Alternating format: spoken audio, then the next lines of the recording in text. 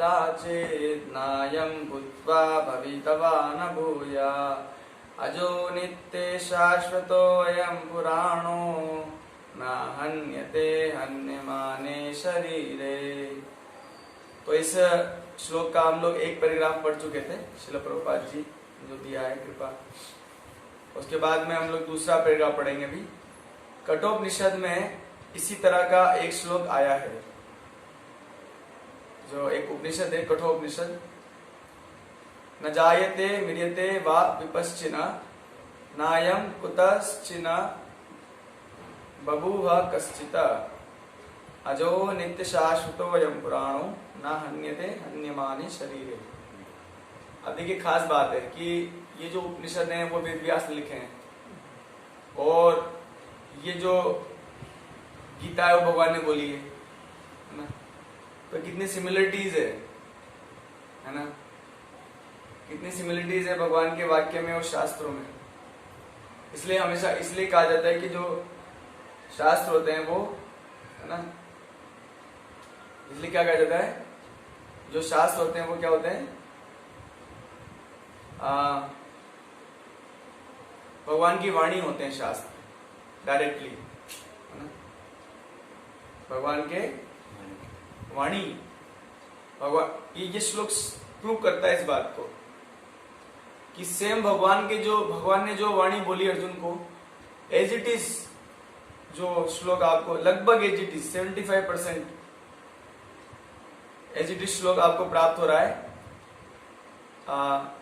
कठोपनिषद में है ना। बताए जाते हैं 108 उपनिषद है ना। तो यहां पर हम लोग पढ़ रहे हैं। उसके बाद तात्पर्य में आगे लिखते हैं प्रभुपाद जी, इस श्लोक का अर्थ तथा तात्पर्य भगवत गीता के श्लोक जैसा ही है, किंतु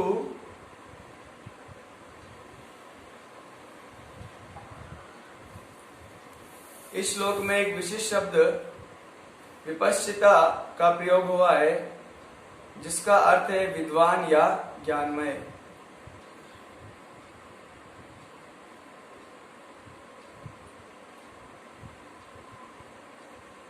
आत्मा ज्ञान से या चेतना से सदैव पूर्ण रहता है, अतः चेतना ही आत्मा का लक्षण है।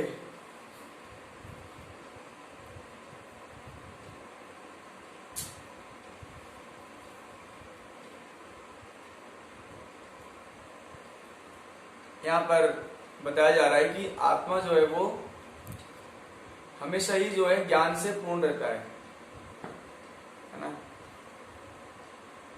लेकिन वर्तमान स्थिति में आत्मा जो है वो भौतिक कल्मश या भौतिक प्रकृति के 3 गुणों से वो दूषित हो चुका है। आत्मा का स्वभाव भगवान जैसा ही है। भगवान जैसे दया रखते हैं जीवों पे, भगवान जैसे प्रेम करते हैं जीवों से, भगवान सभी से मैत्री रखते हैं, फ्रेंडशिप रखते हैं भगवान सभी से, वैसे ही स्वभाव जीवात्मा का भी है। भगवान किसी से द्वेष नहीं करते, बिल्कुल सेम गुण जीवात्मा में पाए जाते हैं। लेकिन अभी तो अगर आप कहते हो कि हम तो अभी आत्मा है, तो हमारे गुण कहाँ चले गए सब, है ना। हमारे गुण जो हैं भौतिक कल्मश से दूषित हो चुके हैं अभी। तो जब कृष्ण भावना के द्वारा जब हम अपनी चेतना को शुद्ध करते हैं, है ना, कृष्ण भावना के द्वारा जब हमारी चेतना जो है शुद्ध हो जाती है, तब हमारे अंदर वो दिव्य गुण वापस प्राप्त हो जाते हैं हमको। वैसे कहा जाए आत्मा में गुण पहले से ही मौजूद हैं, बस अज्ञानता का जो आवरण है उस कारण से आत्मा राक्षस की तरह व्यवहार करता है कभी कभी, है ना, एकदम भयानक व्यवहार है उसका। आजकल मैं सुन रहा हूं, आजकल ऐसे बच्चे पैदा हो रहे हैं जो अपने माता पिता को मर्डर कर देते हैं, हाँ, ऐसा तो पहले के युग में भी नहीं होता था। राक्षस पहले भी थे, है ना? लेकिन आजकल तो बहुत ज्यादा है। तो आत्मा का ये जो लक्षण है क्या हुआ है, दूषित हो गया है। इसलिए श्रील प्रभुपाद जी कहा करते हैं कि हमें कृष्ण भावना के द्वारा अपनी चेतना को शुद्ध करना है ना?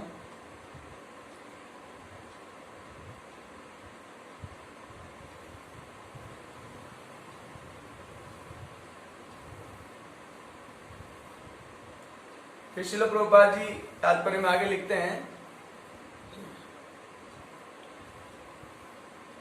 वेष्टि जीव की चेतना विस्मरणशील है। जब वह अपने वास्तविक स्वरूप को भूल जाता है तो उसे श्री कृष्ण के उपदेशों से शिक्षा तथा प्रकाश और बोध प्राप्त होता है, किंतु श्री कृष्ण विस्मरणशील जीव नहीं है। ये बात प्रभुपाद जी लिख रहे हैं यहाँ पर। बहुत महत्वपूर्ण बात है ये। कभी कभी कुछ लोग कहते हैं कि प्रभु जी कलयुग में तो हरिनाम ही सब कुछ है ना? तो फिर आप हम लोग ये गीता भागवत क्यों पढ़ रहे हैं, है कि नहीं? कलयुग में तो हरिनाम ही सब कुछ है। तो उस बात का उत्तर इस यहाँ पर प्रभुपाद जी दे रहे हैं, उस बात का उत्तर कि जीवात्मा की चेतना विस्मरणशील है।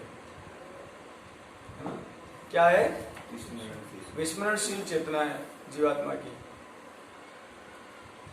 इसलिए उसको क्या चाहिए, है ना? वैदिक शास्त्र चाहिए उसको, जो उसको बार बार बताएंगे, बेटा तुम एक दुख में जगत में रह रहे होगी। लेकिन जीवात्मा भूल जाता है बात, उसको लगता है सुख में जगत में रह रहा है। जीवात्मा भूल जाता है कि उसका कभी मरण होगा, तो भगवत गीता वैदिक शास्त्र उसको याद दिलाते हैं कि इतने अहंकारी मत हो तुम, एक दिन मरना पड़ेगा।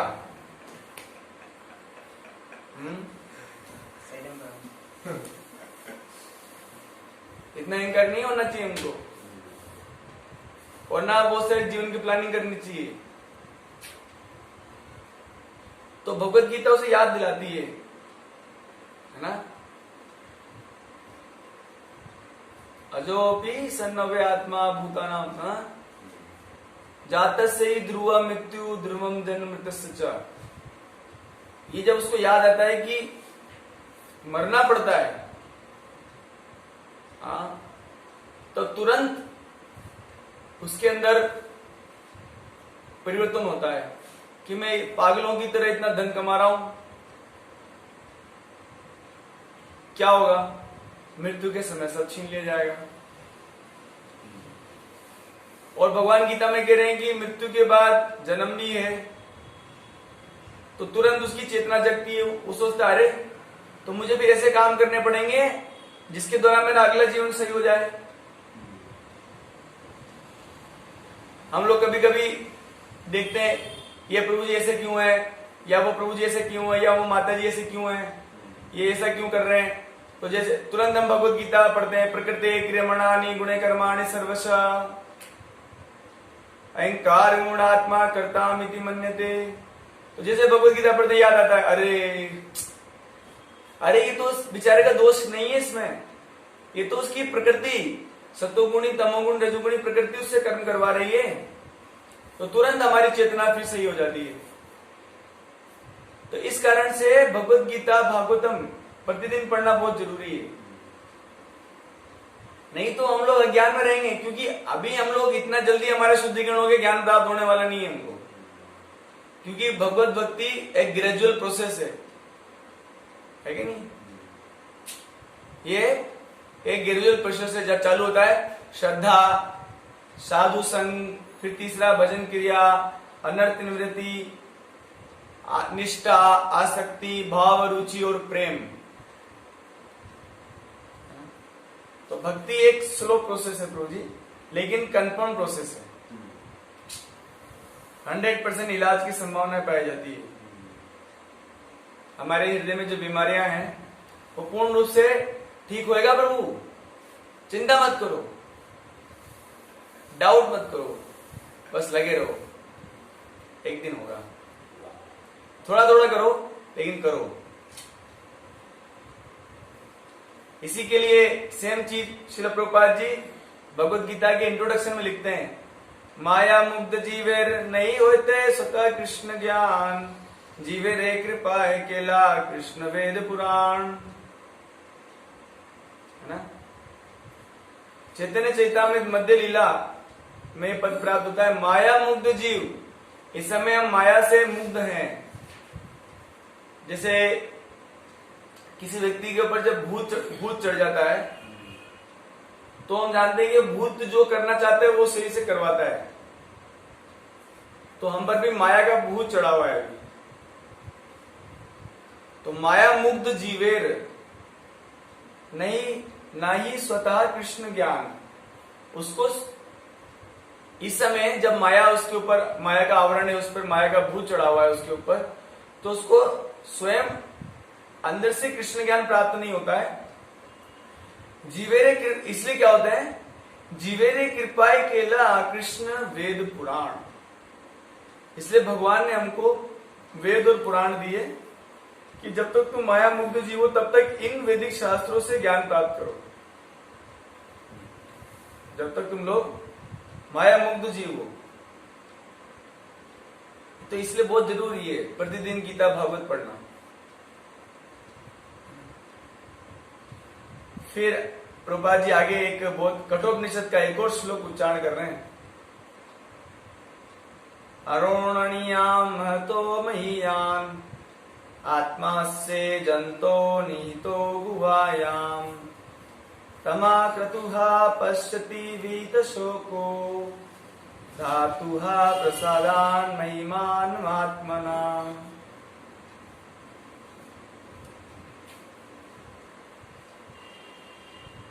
बहुत फेमस श्लोक है ये वाला।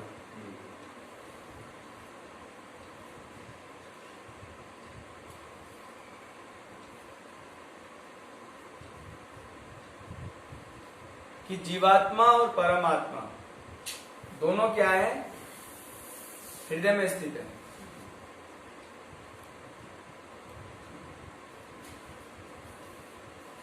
किसमें स्थित है? हृदय में स्थित है। ये कैसे स्थित है? जैसे उदाहरण देके समझाते हैं, एक वृक्ष के ऊपर दो पक्षी बैठे हैं, उस तरह से आत्मा और परमात्मा।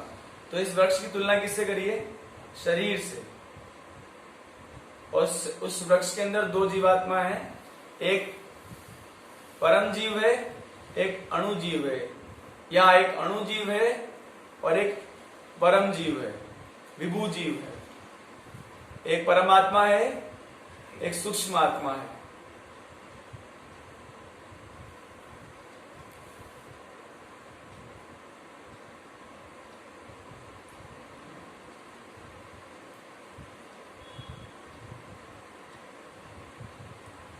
फिर बता रहे हैं इस श्लोक में, प्रसादान महिमान आत्मनः, कि अगर भगवान की कृपा हो गई आप पे तभी तुम इस संसार के इच्छाओं और शोक से मुक्त हो सकते हो और आत्मा की महिमा को जान भी सकते हो।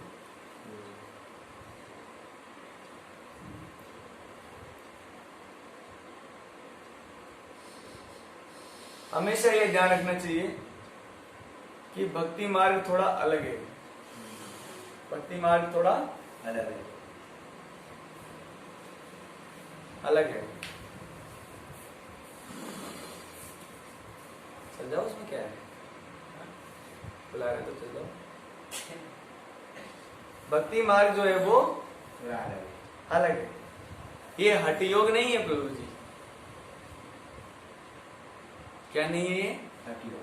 हठ योग नहीं है कि मैं हट करके प्राप्त कर लूंगा। ये दया करके दी जाने वाली चीज है। आप पे दया करके दी जाएगी आप भक्ति। तो जब आप अपने आप को दया लायक बना लोगे तब आपको मिल जाएगी। भक्ति मार्ग हमको क्या बनाता है? विनम्र बनाता है। तो इसलिए भगवान ने कहा भगवत गीता में कि जिस व्यक्ति को ज्ञान है उसका पहला गुण क्या है?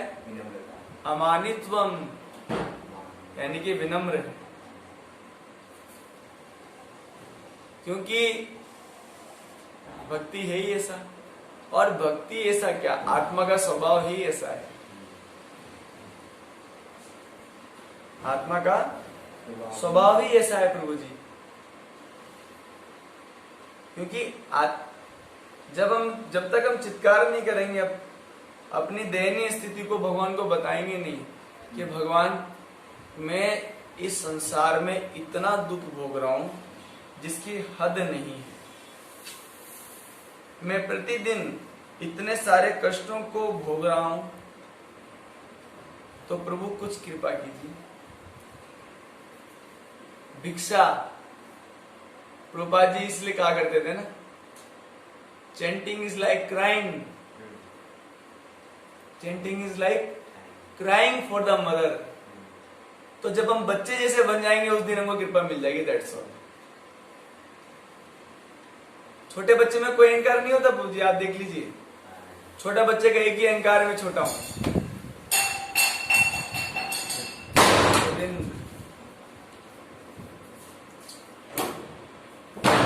क्या है छोटे बच्चे का अहंकार? सबसे छोटा हूं, मैं छोटा हूं, बस। तो जीवात्मा का ये अहंकार है कि मैं भगवान का बच्चा हूं। लेकिन बच्चे जैसे गुण नहीं आएंगे ना आप में। बच्चा क्या होता है? आप देखा, वो बहुत बड़ा महान व्यक्ति बनना चाहता है, बहुत धनवान बनना चाहता है, बहुत बलवान बनना चाहता है, बहुत फेमस होना चाहता है। होता है क्या ऐसा बच्चे के अंदर? वो तो तुरंत माँ माँ माँ, बस माँ। कहीं प्रॉब्लम फंस गया, माँ बचाओ। इसलिए देखा होगा आपने, जैसे मैं कभी कभी किसी को बोलता हूँ कि आपको कभी एक्सीडेंट हो गया, हाँ, बोले क्या याद आया? बोले मम्मी याद आई। पता है ना ऐसा, तुरंत मम्मी याद आती है। माँ ऐसे करके मम्मी, कोई भी परेशानी मम्मी याद आती है।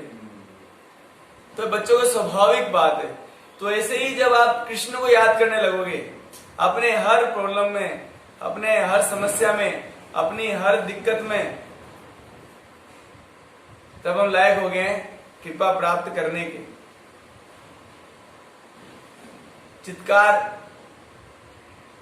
या दो, मैं तो हमेशा इस बात को कहता हूं, दो कंडीशन है प्रभु जी। या तो आपको ये पता नहीं चल रहा कि ये संसार कितना खतरनाक है, इसलिए आप चिल्ला नहीं रहे हो, चिल्ला नहीं कर रहे हो आप।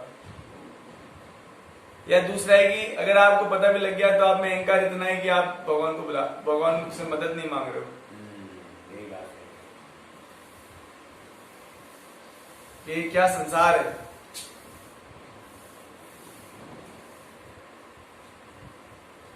बहुत भयानक संसार है। क्या सोच रहे हो?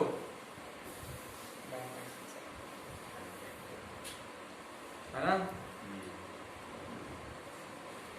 तब भगवत कृपा से ही एक दिन समझोगे कि ये संसार है क्या। अभी तो हमारी आंखों पे पट्टियां पड़ी हुई हैं, समझ में नहीं आ रहा। हमें तो लगता है संसार सुखमय है। इसलिए प्रभुपाद जी कह रहे हैं, भगवत कृपा से ही आत्मा की महिमा को समझ पाओगे।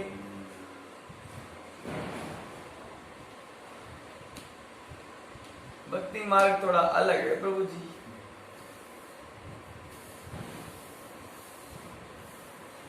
है ना? और ये गुरु कृपा बिना समझ में आता भी नहीं है।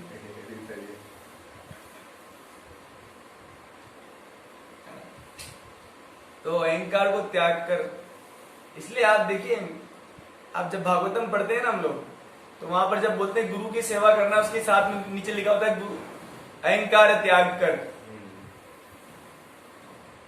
एक रामायण में भगवान राम जी जब इनको शबरी जी को नवदा भक्ति सिखाते हैं, है ना, तो वहां पर भी ये बात बताते हैं नवदा भक्ति में। हाँ सही है।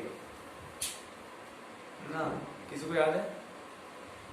वो कहते हैं कि प्रथम प्रथम भक्ति मतलब ऋषि का प्रथम भक्ति बोलते हैं मेरे भक्तों का संग, दूसरी भक्ति मम कथा प्रसंगा, तीसरी भक्ति कर गुरु सेवा तेज अभिमान, ऐसे करके बोलते हैं। तो वो तेज अभिमान बोलने की जरूरत क्या है कि गुरु की सेवा तभी कर पाओगे जब अभिमान त्याग दोगे।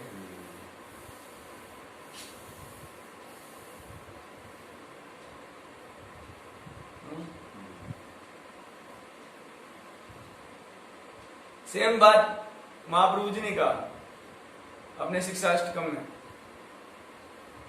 क्या कहा?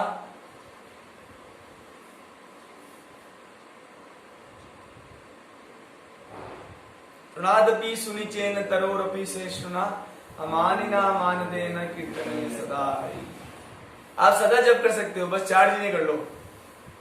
हमको जप में मतलब 4 चीजें रोकती हैं जप करने में। क्या? एक तो हमारा अहंकार 7वें आसमान पे, बच्चे की तरह नहीं है हम लोग बुजुर्ग की तरह बुजुर्ग होता है ना, बड़ा अहंकारी, मेरी बातें नहीं मानी, मेरे से अनुसार नहीं चल रहे, ये वो मैं वो। एक छोटा बच्चा कैसा होता है, उसको बोला बेटा पानी लिया, हाँ पापा, उसको बोला बेटा खाना खा, हाँ पापा, बेटा सो जा, हाँ पापा। वैसे नहीं है हम लोग। हाँ तो दादाजी हैं, दादाजी होते हैं ना, वो भाई मेरे साथ चल सो जाओ, हुकुम चलाने वाले लोग हैं हम, बच्चे जैसे नहीं है हम लोग। आज्ञा के अनुसार चलने वाले नहीं है, आज्ञा देने वाले हैं हम लोग। इसलिए बोले तृणादपि सुनिचेन ना, तृण जैसा क्या है उसका एक वैल्यू। जब तक तृण नहीं समझोगे अपने आप को तब तक बड़े अहंकारी रहोगे, फिर भक्ति मार्ग नहीं है पहुंचेगी। एक तृण पड़ा हुआ है देखो यहाँ पर भी, क्या है इसका वैल्यू, इसको तृण पड़ा है देखो, इसका क्या औकात है, ऐसा बनना पड़ेगा। समझे वो?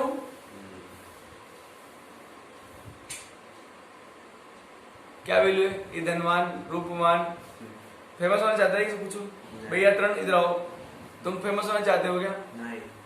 बोले मैं तो तृण हूं, मैं क्या से फेमस हूं। तृणादपि सुनिचेन तरोरपि सहिष्णुना, वृक्ष से ज्यादा सहनशील होना पड़ेगा आपको, क्योंकि दुनिया में सभी लोग आपको आगे डांटेंगे, फटकारेंगे, आपको परेशान करेंगे, उन सबको सहन करना ही होगा आपको, ऑप्शन नहीं है आपके पास। आप झगड़ा कर नहीं सकते उनसे,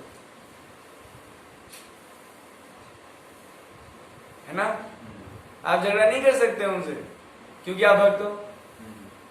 ये तो परेशानी है।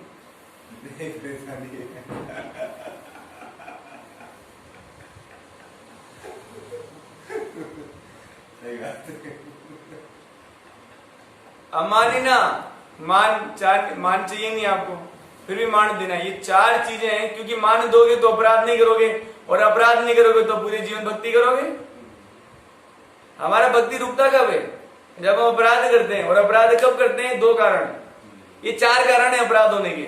एक तो हम अपने आप को तृण नहीं मानते, अहंकार बहुत ज्यादा है। दूसरा सहनशील नहीं है हम लोग, है ना, सहनशील नहीं है हम लोग, तुरंत भड़क पड़ते हैं दूसरे पे। तो तृणादपि सुनिचेन तरोरपि सहिष्णुना। तीसरा हमारी प्रॉब्लम की हमको बहुत सारा मान चाहिए। तुम भी, हाँ आप भी मुझे सम्मान दीजिए, हाँ मुझे आपसे भी सम्मान मिला, आप भी मुझे सम्मान दो, हाँ आप भी थोड़ा सम्मान दो। बोले फिर आप क्या करोगे? बोले मैं कुछ नहीं दूंगा किसी को, सम्मान नहीं देना है मेरे को किसी को। तो ये 4 समस्याएं हमारी, है ना प्रभु, भयंकर गहरी समस्याएं 4, इसलिए हम हरिनाम जाप नहीं कर पा रहे। कीर्तनीय सदा हरि, हरि का सदा कीर्तन नहीं कर पा रहे हम लोग, जाप नहीं कर पा रहे हैं। आप कर लोगे 1 साल 2 साल 5 साल 10 साल,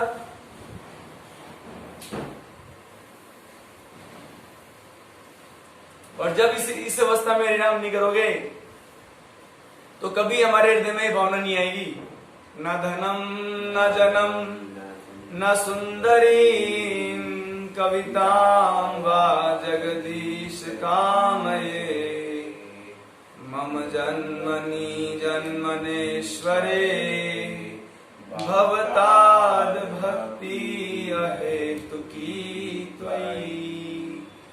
अरे यार, भक्ति में इसलिए तो कर रहा था, धन के लिए। हाँ धनम,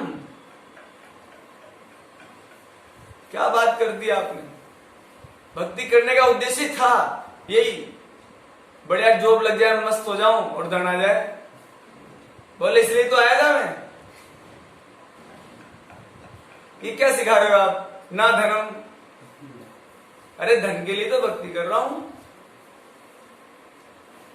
और हाँ जन्म, मेरे को बहुत सारे फॉलोवर चाहिए यार, इसलिए तो गीता भागवत बांट रहा हूं यार। पता नहीं कि तुम्हें, मुझे तो बहुत सारे फॉलोवर चाहिए जो मेरी जय जयकार करें। ये पहले बताया तो मैं आता ही नहीं। पहले क्यों नहीं बताया आपने कि ये सब नहीं मिलेगा। मैं तो इसीलिए आया था ना, धन के लिए आया था। जन फॉलोवर हो जाएंगे मेरे बहुत सारे। हाँ, मेरा मान सम्मान फैल जाएगा चारों तरफ, पूरे संसार में फैल जाएगा। अरे अरे सब लोग जान जाएंगे मुझे। नहीं, ये भक्ति मार्ग नहीं है। भक्ति मार्ग क्या है? बहुताद भक्ति हेतु की त्वयि। क्यों मांगते हैं भक्त ऐसी बातें, क्यों करते हैं? कुछ ज्यादा बड़ी चीज मिल गई उनको, जो धन, फॉलोवर, मान प्रतिष्ठा, सुंदर पुरुष, सुंदर स्त्री, इससे ऊपर की चीज उनको मिल गई। क्या? भक्ति।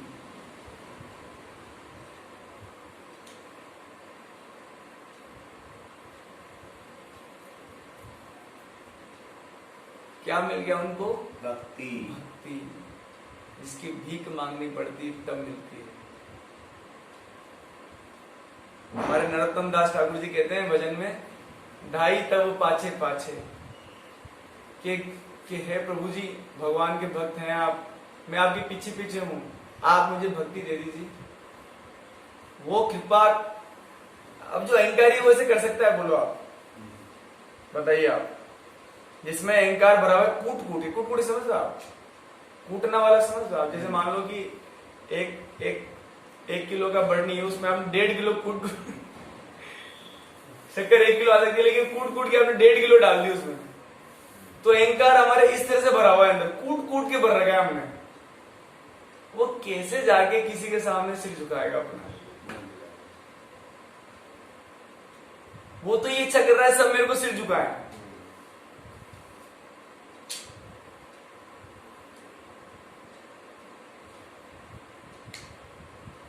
भक्ति मार्ग अलग मार्ग है प्रभु जी। सोचिए महाप्रभु जी क्या बता रहे हैं, तृणादपि सुनी चेन। क्या ये इस दुनिया के सिद्धांत से अलग सिद्धांत है? इस दुनिया में सिखाया जाता है ठूंठ बनना सिखाया जाता है,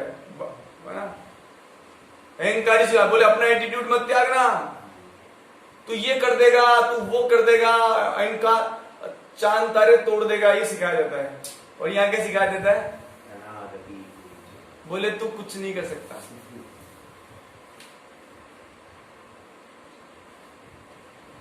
तू मात्र भगवान का एक छोटा सा बच्चा है, बच्चा बन के रहो।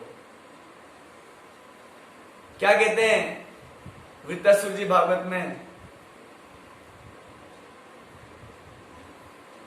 अजात पक्षा इव मातरम खगा।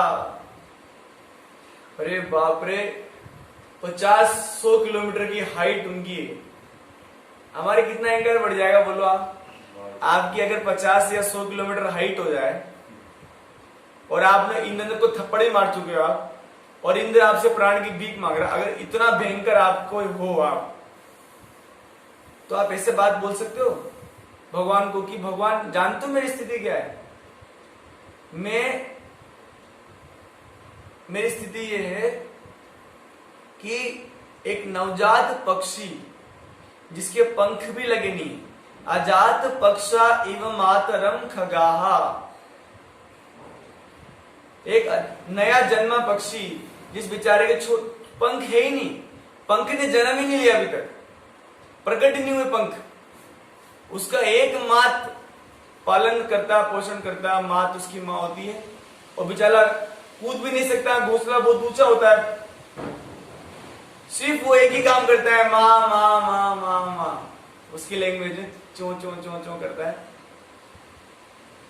तो वृत्तासुर जी बोलते हैं that is my position Krishna,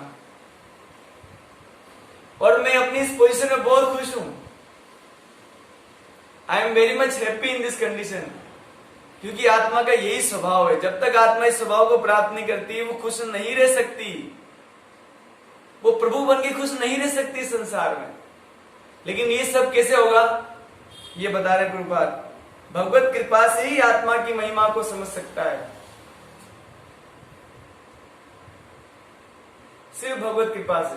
और भगवत कृपा किस पर आश्रित है? यस्य प्रसादात् भगवत प्रसादो यस्य प्रसादात् न गति कुतोपि, इसलिए बोलते हैं ध्यायंस्तु वंस्तस्य यशस्वी संध्यम वंदे गुरो श्री चरणारविंदम। बोले दिन में 3 बार गुरु से याचना करो कृपा की। अब ये कैसे होगा प्रभु, हम जैसे अहंकारी जीव कैसे याचना करेंगे कि भगवान के भक्तों की कृपा से ही भगवान की कृपा होती है, ये कैसे समझ पाएंगे हम लोग? तो अगर नहीं समझ पा रहे हो तो भी भगवान को कहो, भगवान मैं नहीं समझ पा रहा हूं, क्यों मेरा सिर फूट रहा है, कर्म फूट रहे हैं, क्यों मैं इतना बेवकूफ बनता जा रहा हूं, प्रे तो करो भगवान से। फिर आप बोलोगे मुझे अहंकार जीव है, प्रे कैसे करूं? है कि नहीं प्रभु? अहंकारी हृदय, इसलिए कलयुग के जीवों के लिए कहा गया मंद सुमंद मतयो मंद भाग्या प्रदता, कि कलयुग के जीवों का वास्तव में हरि नाम से ही होगा प्रभु जी सब कुछ। अपराध रहित जब हम हरि नाम जाप करेंगे तभी सब कुछ होएगा, तभी हमारे अंदर अहंकार कम हो जाएगा, तभी हमारे अंदर सब। इसलिए सबसे महत्वपूर्ण जाप है हरि नाम को, सबसे महत्वपूर्ण काम है हरि नाम को ध्यानपूर्वक जाप करना। हमको माला खत्म नहीं करना है। हम लोग जब करने बैठते हैं ये सोच के कि माला खत्म कर दूं, 2 घंटे की माला 1.5 घंटे में खत्म कर दूं, ये हमारा उद्देश्य होता है माला करने का। अगर ये उद्देश्य है तो कहां आप पर हरिनाम कृपा होगी? हरिनाम ही उद्धार करेगा प्रभु जी, चिंता मत कीजिए। हमारा कलयुग के लोगों का कोई उद्धारक नहीं है, हम लोग गुरु के शरणागत भी इतना जल्दी नहीं हो सकते, संभव नहीं है। लेकिन हरि नाम ही प्रभु ही हमें सिखाएंगे एक दिन कि तुम्हारे अहंकार से तुम्हारा फायदा नहीं हो रहा बेटा, वो बताएंगे एक दिन। लेकिन ध्यानपूर्वक जाप तो करो।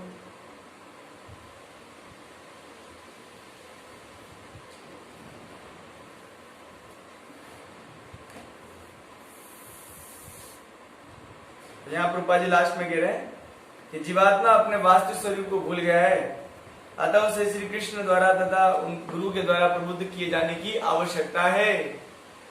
क्यों करा श्रील प्रभुपाद जी ने मॉर्निंग में भागवतम और इवनिंग में गीता क्लास क्यों रखा? इसीलिए कि सुबह सुनो, कड़वा सत्य सुनो, वो सत्य सुनो जो तुम्हें बचपन से नहीं बताया गया। फिर दिन भर वापस तुम भूल जाओगे कि क्या सही है क्या गलत है, फिर वापस शाम को आके सुनो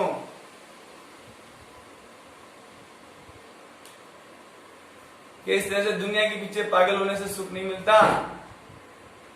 सुख मिलता है आत्मा की स्थिति को समझने से और भगवान की स्थिति को समझने से, भगवान के और हमारे संबंध को समझने से, इससे सुख मिलता है। हरे कृष्णा। श्रील प्रभुपाद की। हरे कृष्णा हरे कृष्णा